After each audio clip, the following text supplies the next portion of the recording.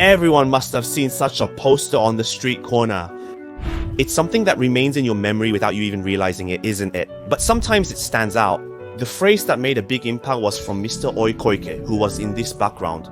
Do you know the details of the incident? Koike was discovered at the end of an 11-year escape after causing the incident, but why? How was Koike able to keep running for 11 years? And what exactly is the end of this man? The details are the Tokushima Awaji immortal arson murder case on the early morning of April 20th, 2001. A fire broke out in a room of a prefectural residence in Tokushima City, Tokushima Prefecture, from the burnt remains of the scene.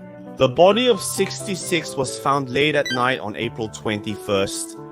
A fire occurred on Awaji Island, Hyogo Prefecture, where Hiroshi Matsuda, 38, the eldest son of the deceased Matsuda, was found dead. The two deaths were not caused by the fire. They were beaten on the head with a tool and strangled.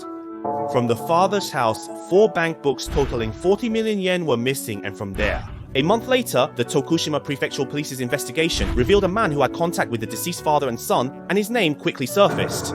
Kazu Ikegami, a 41-year-old pachinko parlor intermediary, was immediately investigated by authorities. Ikegami had disappeared, however. He left behind his possessions, and from his car, Hiroshi's bloodstains were found. The police issued a nationwide warrant for Ikegami and set up an Ikegami's Room investigation unit at the prefectural headquarters to pursue him relentlessly. Wherever he goes, we will follow. The warrant that was issued listed the characteristics of Ikegami. Born in August 1960, around 5 feet 8.897 inches tall, medium build. He is from Hokkaido, missing 4 front teeth. Both of his pinkies are short, reaching only to the first joint of the ring fingers. The way he holds his chopsticks is like a blind man's surgery, but he can't find a small pond. In 2004, 3 years later, the police issue an unprecedented type of warrant. Hey Koike, this is intended to attract the general eye and put pressure on the suspect who saw this. That's right.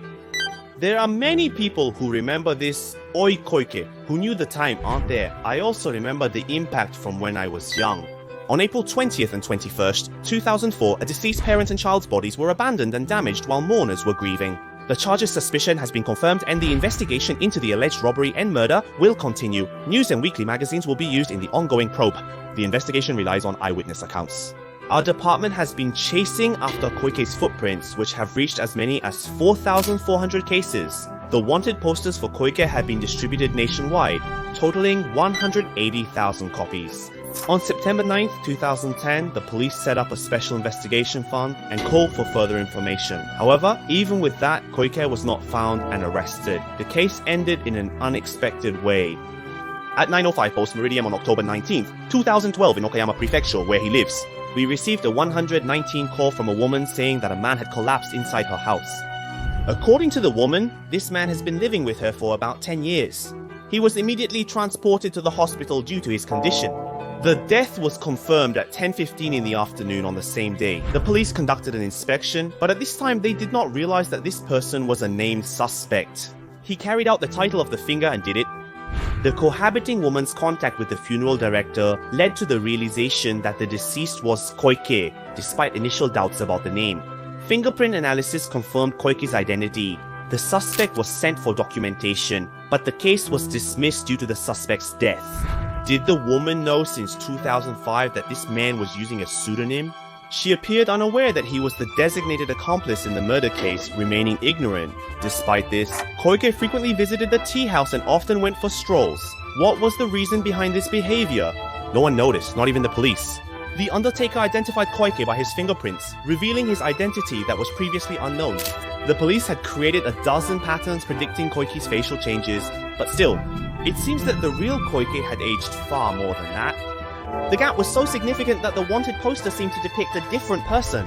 This discrepancy is thought to have enabled him to evade capture for 11 years without ever being handcuffed or ending his life. The Okayama Prefecture Police found it regrettable, but considered it an investigative victory since Koike had only stolen time. He couldn't withdraw the 40 million yen and survived on a 20,000 yen monthly allowance. That's all for now. Thanks for watching. See you next time. Bye.